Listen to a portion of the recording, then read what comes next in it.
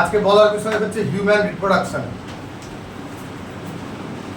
তো হিউম্যান রিপ্রোডাকশনে সবার প্রথমে যেটা বলা সেটা হচ্ছে দুটো সিস্টেম আমরা জানবো, এক মেল রিপ্রোডাক্টিভ সিস্টেম আর দুই ফিমেল রিপ্রোডাক্টিভ সিস্টেম।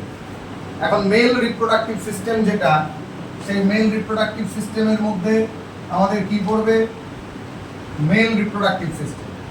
তো প্রথমেই মেল রিপ্রোডাক্টিভ সিস্টেমে টেস্টিস, যা হচ্ছে দেহের বাইরে অবস্থান করে একটা স্যাক লাইক স্ট্রাকচারের মধ্যে এবং চামড়া দিয়ে কভার করা থাকে, তাকে বলি আমরা স্ক্রোটাম। এবং এই টেস্টিস কেন দেহের বাইরে থাকে? তার কারণ হচ্ছে টেম্পারেচারটাকে লো করার জন্য। আমরা জানি যে টেস্টিসে যে স্পার্ম তৈরি হয় সেটা খুব বেশি হলে 33 থেকে 34 ডিগ্রি সেন্টিগ্রেড পর্যন্ত থাকতে পারে, কিন্তু আমাদের বডির টেম্পারেচার মোটামুটিভাবে 36 ডিগ্রি সেন্টিগ্রেড। তো স্বাভাবিকভাবে সেটা যদি টেস্টিস দেহের বাইরে না থাকে তাহলে স্পার্ম প্রোডাকশন হবে না, এই কারণ।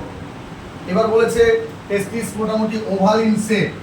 টেস্টিস হচ্ছে ওভাল এবং এর লেন্থ হচ্ছে 4 থেকে 5 সেন্টিমিটার এবং উইথ হচ্ছে 2 থেকে 3 সেন্টিমিটার। এবং এই টেস্টিসের মধ্যে, অর্থাৎ টেস্টিসটাকে যদি আমরা এভাবে দেখি, টেস্টিসের মধ্যে এরকম অনেক অজস্র তোর কি আছে না, অজস্র কম্পার্টমেন্ট আছে। অলমোস্ট 250 কম্পার্টমেন্ট প্রেজেন্ট আছে।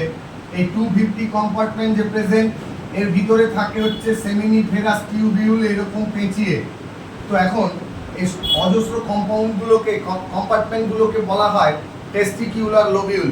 এই টেস্টিকিউলার লোবিউলের মধ্যে থাকে সেমিনিফেরাস টিউবিউল, যা বাংলায় যাকে আমরা বলি শুক্র উৎপাদক নালিকা।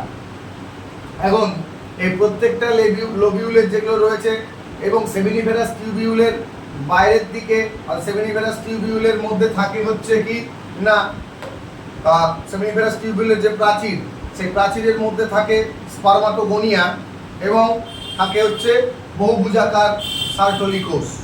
যে স্পার্মাটোগোনিয়ার অ্যাকচুয়াল কাজ হচ্ছে স্পার্ম তৈরি করা, আর সার্টলি কোষের অ্যাকচুয়াল কাজ হচ্ছে নারিশমেন্ট অফ দ্য সেল, অর্থাৎ স্পার্মকে নারিশমেন্ট মানে পুষ্টি যোগান। এখন বলেছে যে সেমিনিফেরাস টিউবিউলের বাইরে, আউটসাইড দ্য সেমিনিফেরাস টিউবিউল, লিডিকের আন্তঃকোষ থাকে, লিডিক ইন্টারস্টিসিয়াল সেল। যে Leydig interstitial cell actually androgen hormone secrete করতে সাহায্য করে। এবার আছে অ্যাক্সেসরি ডাক্ট, মানে কিছু আনুষঙ্গিক নালিকা। তো সেমিনিফেরাস টিউবিউল যেটা দেখতে পাচ্ছি, সেই সেমিনিফেরাস টিউবিউল কোথায় ওপেন হয়েছে না, সেমিনিফেরাস টিউবিউল একটা জায়গায় গিয়ে জালকের মতো আকার ধারণ করেছে, তাকে বলছি রেডিটেস্টিস। সেই রেডিটেস্টিস আবার একটা জায়গায় উন্মুক্ত হয়েছে, যাকে বলছি ভাষা ইফারেন্সিয়া। ঠিক আছে, ভাষা ইফারেন্সিয়া পরবর্তীতে গিয়ে বাইরে বেরিয়েছে, সেটা তৈরি করেছে এপিডিডাইমিস, মস্তক। এখন এপিডিডাইমিসের 3টা অঞ্চল থাকে, একটাকে বলা হয় এপিডিডাইমিসের মস্তক, একটাকে বলা হয় এপিডিডাইমিসের দেহ, আরেকটাকে বলা হয় এপিডিডাইমিসের লেজ। এবং লেজের অংশ থেকে বেরিয়ে গেছে ভাষা ইফারেন্সিয়া। এবার কি বলেছে না, এবার বলেছে এক্সটার্নাল কিছু জেনিটালিয়া আছে। যেমন এক্সটার্নাল জেনিটালিয়ার মধ্যে সবার প্রথমে বলেছে যে এই যে আমরা এপিডিডাইমিসের লেয়ারের কথা বলছি, অর্থাৎ এই এপিডিডাইমিসের লেয়ার আছে এক্সটার্নাল বাইরের দিককার, সেটাকে বাইরের দিককার সেটা হচ্ছে কি না, সেটা হচ্ছে পাতলা হয়। তারপর বলেছে যাকে আমরা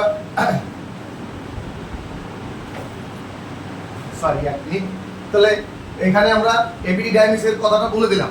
এইবার যেটা বলেছে যে এবার আমরা যেটা জানবো যে মানুষের ক্ষেত্রে মানে হিউম্যান মেলের ক্ষেত্রে এক্সটার্নাল জেনিটালিয়া বলতে একটা মাসকুলার অর্গান, যাকে কপুলেটরি অর্গান বা পেনিস বলা হয়, যা গ্ল্যান্স, পেনিস, শ্যাফট এবং বডি নিয়ে গঠিত, এবং সেটা পিঙ্কিশ ইন কালার হেড হিসেবে, হেডের অংশটি। এবং তাই বাস্তবে কি করে না, ইজাকুলেট করে হচ্ছে সিমেন্টকে, যার মধ্যে স্পার্ম থাকে প্রায় 300 মিলিয়ন। এক একবার কয়টাসের সময় 300 মিলিয়ন স্পার্ম সিক্রেট হয়।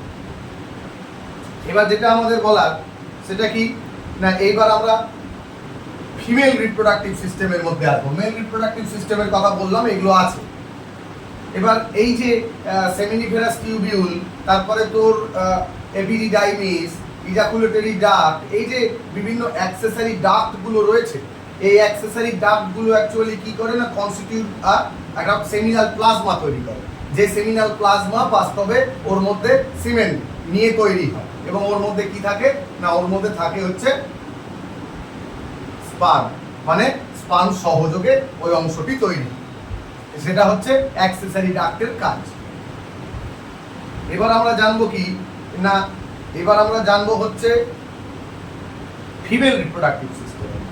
ফিমেল রিপ্রোডাক্টিভ সিস্টেমটা তুলনামূলকভাবে সহজ। ফিমেল রিপ্রোডাক্টিভ সিস্টেম এরকম একটা উল্টানো ইনভার্টেড পিয়ার ন্যাসপাতির মতো অংশ, এই জায়গাটাতে এরকম করে এইরকম অংশ আছে।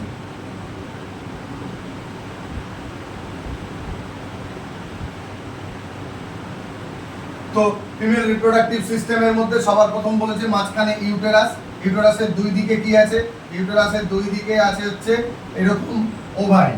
তাহলে স্বাভাবিকভাবে ফিমেল রিপ্রোডাক্টিভ সিস্টেমের মধ্যে ওভারি আছে, ওভারির সাথে কি আছে দুটো ওভারি টু, তারপরে আছে একটা হচ্ছে ইউটেরাস আছে, ফ্যালোপিয়ান নালী দেখতে পাচ্ছি দুই দিকে দুটো আছে, মানে ফ্যালোপিয়ান ডাক্টও আছে দুটো, ঠিক আছে। আর কি না ফ্যালোপিয়ান ডাক্টও দুটো রয়েছে। এবার আমরা জানবো হচ্ছে কি না আমরা জানবো ওভারি। ওভারির কথা বললাম, এটা বাস্তবে ওভাম রিলিজ করে এবং হরমোন প্রোডাকশন করে। ওভারির সঙ্গে যে এরকম ফিমরি অর্থাৎ ওভারির সঙ্গে যে হাতের আঙুলের মতো বা পাখার মতো অংশ রয়েছে তাকে বলা হয় হচ্ছে কি, তাকে বলা হয় হচ্ছে ফিমব্রি। এরপরে বলেছে ওভারির সাথে এইখানটাতে যে অংশটা, সেই অংশটাকে যেখানটাতে প্রথম আমাদের মানে এই অংশ যেখানে ফিমব্রি যুক্ত আছে, আর একটু বেঁকানো হবে ছবিটা, যেখানে ফিমব্রি যুক্ত আছে ফ্যালোপিয়ান নালী যে অংশে ফিমব্রি আছে তাকে আমরা বলি হচ্ছে ইনফান্ডিবুলাম। ইনফান্ডিবুলামের ওপরের অংশ তাকে আমরা বলি হচ্ছে ইসথমাস। ইসথমাসের তার আগের অংশ তাকে বলা হয় কি, তাকে বলা হয় হচ্ছে দেহ, বডি। আর লাস্টে যেটা জরায়ুর কাছাকাছি তাকে বলা হয় ইউটেরাইন অঞ্চল। অর্থাৎ এই চার রকম অঞ্চল একটা ওভিডাক্ট বা আমাদের ফ্যালোপিয়ান টিউবের মধ্যে রয়েছে। এবার কি বলেছে, এবার আমাদের যেটা বলেছে সেটা হচ্ছে যে এই ওভারির বললাম, ফ্যালোপিয়ান ডাক্টের কথা বললাম, এবার হচ্ছে আসবো হচ্ছে জরায়ুতে বা ইউটেরাসে। ইউটেরাসের কথা কি বলেছে না, ইউটেরাসে তিনটা মেমব্রেন আছে। বাইরের দিকে এক্সটার্নাল মেমব্রেন যাকে বলি পেরিমেট্রিয়াম, এটা পাতলা হয়, মাঝখানে মায়োমেট্রিয়াম মিডল যেটা মোটা হয়, এবং ভিতরে ইনার এন্ডোমেট্রিয়াম, এটা বাস্তবে গ্রন্থিময় বা গ্ল্যান্ডুলার। এটা বাদ দিয়েও কি আছে, এটা বাদ দিয়েও আছে হচ্ছে এক্সটার্নাল জেনিটালিয়া। এক্সটার্নাল জেনিটালিয়া সবার প্রথম বলেছে মন্স পিউবিস, যেটা পিউবিক হেয়ার প্রেজেন্ট থাকে এবং পিউবিক বোনসের কাছে অবস্থান করে, কুশন লাইক স্ট্রাকচার যেটা টিস্যু এবং পিউবিক হেয়ার নিয়ে গঠিত। তারপরে বলেছে লেবিয়া মেজোরা। লেবিয়া মেজোরা হচ্ছে প্রথম ফ্লেসি ফোল্ড, অর্থাৎ যে ফিমেল এক্সটার্নাল জেনিটালিয়া রয়েছে তার প্রথম যে ফ্লেসি ভাঁজ, সে প্রথম ফোল্ড, তাকে আমরা বলি হচ্ছে লেবিয়া মেজোরা। লেবিয়া মেজোরার পরে আসবে লেবিয়া মাইনরা। লেবিয়া মাইনরা হচ্ছে কি না সেকেন্ড ফোল্ড, অর্থাৎ এক জোড়া সেকেন্ড ফোল্ড যেটা রয়েছে লেবিয়া মেজোরার পরে তাকে আমরা বলি হচ্ছে লেবিয়া মাইনরা।